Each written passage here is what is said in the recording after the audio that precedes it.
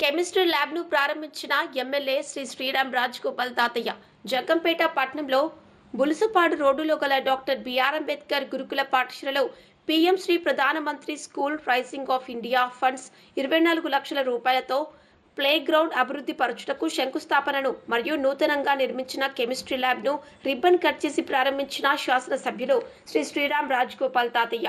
కార్యక్రమంలో మున్సిపల్ సుజాత మరియు సిబ్బంది తదితరులు పాల్గొన్నారు.